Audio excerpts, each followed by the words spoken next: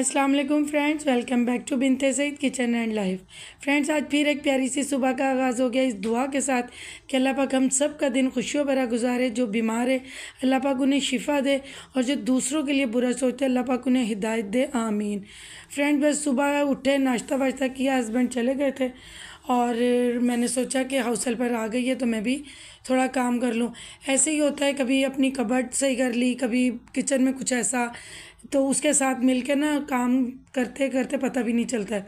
तो मेरी ये जो मेरे ड्रेसिंग जो है ना, उसके नीचे ये जो मैंने रखा हुआ है ना ड्रॉ सेट, इसमें ना मेरी सारी बेडशीट्स वगैरह होती हैं, सोफ़ों के कवर, ये मैं इसलिए यूज़ करती हूँ। और जो ऊपर ड्रॉ है उसमें मेरी कुछ खुद की चीज़ें होती हैं, और ऊपर जो पड़ा है वो तो आपको पता है, कुछ परफ्यूम्स है, कुछ क्रीम्स है। तो इस तरह ही ये मेरी सेटिंग है। लेकिन इसमें मैंने ना जो मेरे इस बेड के साथ ड्रेसिंग था ना, वो मुझे अच्छा नहीं लगा था। वो टिपिकल जैसे ड्रेसिंग्स होते हैं वैसा था, तो मुझे ऐसा नहीं चाहिए। मुझे एक ड्रॉ भी चाहिए था जिसमें मैं कुछ स्टोरेज कर सकूं, और मुझे ड्रेसिंग के साथ भी अटैच हो जाए। तो ये मुझे बहुत पसंद आया, तो मैंने इस तरह ये करवा लिया था। और ये वो कपड़ा है, बस अब देखते हैं इसकी कब बारी आती है। सोफ़ों के मुझे कवर सीने, और साथ ही ये देखें लेस भी रखी हुई है। बस मैं और आप ही कुछ मसरूफ़ हैं, वो हम आपको बता देंगे इंशाल्लाह। अल्लाह ताला खैरियत रखे तो मैं ज़रूर आपके साथ शेयर करूँगी। तो कुछ काम चल रहे हैं, कुछ अम्मी ने ज़िम्मेदारियाँ हम पे डाली हैं, तो वो भी हमने करनी है। तो उस सिलसिले में थोड़ा सा टाइम शॉर्ट हो रहा है कि आप ही आती भी हैं, तो वो जो काम करने के लिए आती है वो किया और फिर चली जाती हैं, या मैं उनकी तरफ जाऊं तो भी इतना नहीं टाइम बन पाता। इंशाल्लाह बस जल्दी ये सोफ़ा कवर तो सीने, क्योंकि वरना मेरे सोफ़े ख़राब हो जाएंगे। तो जो दो पहले के कवर है ना, वो बस ऐसे ही अब ख़राब होते जा रहे हैं। अब माशाल्लाह देखिए, आपसे बातें करते करते ये वाला भी काम हो गया।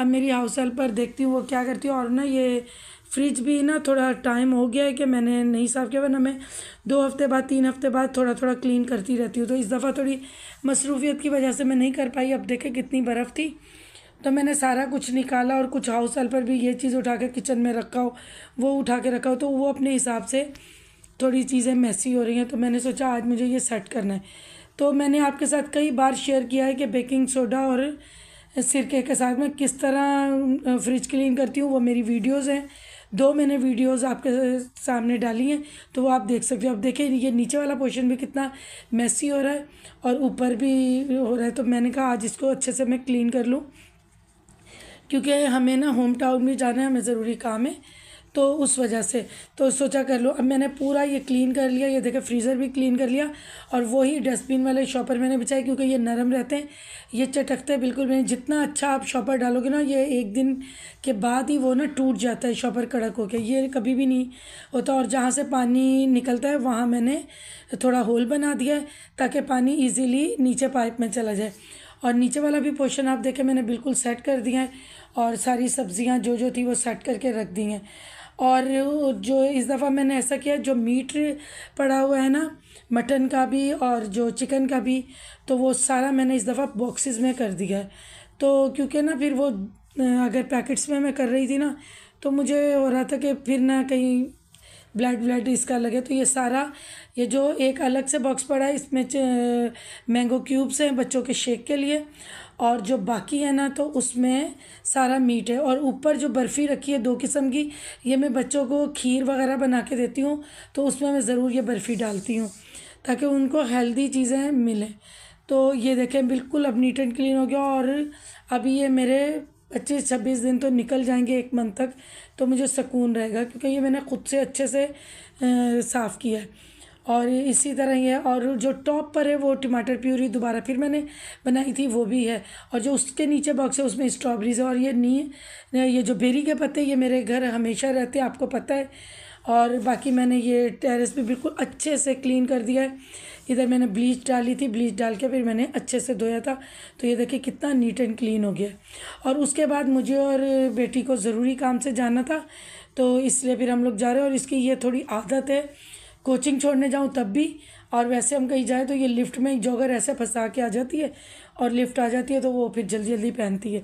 तो ये मैं ना, हमें थोड़ा सा दूर जाना है, और मैं ये लोकल बस में ही जा रही हूँ, गाड़ी नहीं लेके जा रही।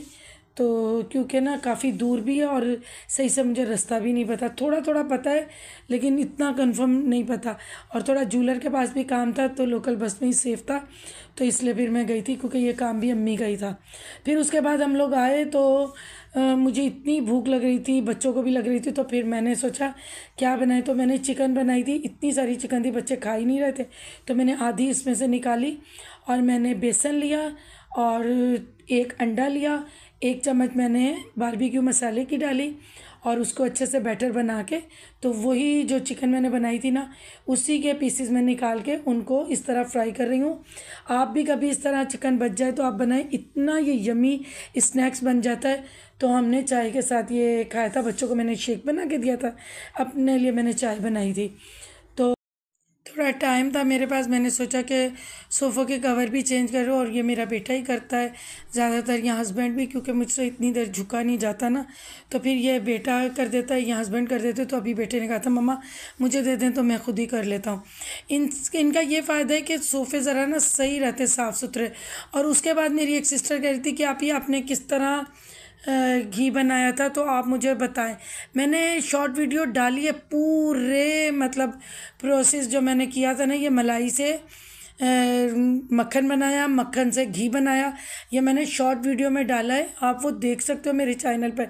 ये देखें, मैंने मलाई डाली जूसर में, उसमें मैंने थोड़ा सा 1 गिलास के करीब ठंडा पानी डाला और मैंने 5 से 6 मिनट एक पैच को घुमाया तो मक्खन निकल आया। उसके बाद मैंने वो मक्खन निकाला और मैंने हल्की आंच पे इसको पकने के लिए रखा। और आपने इतना पकाना है कि आप जब देखो कि नीचे से जो आपका जो मलाई का जो खोया है ना, वो तो आपको थोड़ा सा पकता हुआ नज़र आ जाए ना, और देखें आंच कितनी हल्की है, तो फिर आप समझे कि घी तैयार हो रहा है। अब ये देखें नीचे से, ये देखें मेरे चमचे पे भी लगा हुआ है कि जैसे खोया है, और काला काला ये घी नहीं है, ये देखें घी का कलर कितना प्यारा है।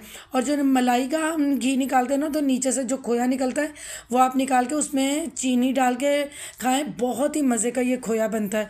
तो मैंने एक साइड पे खोया भी बना लिया था। फिर भी हमारे पास थोड़ा सा टाइम बचा था, सालन मेरा बना हुआ था, तो हमने सोचा कि इस्त्री वाले कपड़े दे आते हैं और ले आते। मैं और बेटा चले गए थे, तो हमने सोचा कि ये भी काम निबट जाए तो अच्छा, और टाइम भी था। तो फिर उसके बाद, क्योंकि मैं जब दिन में मतलब सालन या कोई 1-2 चीज़ बना लूँ ना, फिर मुझे शाम में इतना मसला नहीं होता है। तो बस फिर कुछ कपड़े प्रेस के देने थे और कुछ लेने थे, वो करके मैं आ गई थी। बस जल्दी जल्दी मैं ये सारे काम मैं निपटा रही हूँ, क्योंकि मेरे 1-2 काम और भी बहुत ज़रूरी है। फिर हम लोग आ गए थे, फिर बिल्कुल मुझे याद भूल गया था। फिर रात में मुझे याद आया था, और हैंगर वाले कपड़े तो हम ले आए थे ऊपर, जो तय वाले कपड़े थे ना वो हम नहीं ला सके थे। फिर मुझे रात में बिल्कुल रात के 12 बजे के बाद याद आया था, 1 बजने वाला था। फिर मैं और हस्बैंड नीचे गए और फिर हम लोग गाड़ी से ये कपड़े निकाल कर लाए। चलिए फ्रेंड्स, इस ब्लॉग की मैं यहीं पर ही एंडिंग करती हूँ, इस दुआ के साथ कि अल्लाह पाक आप सब लोगों को खुश रखे, आबाद रखे, आमीन। और सब लोग बहुत बहुत मुझे अपनी दुआओं में याद रखिएगा। अल्लाह हाफिज़।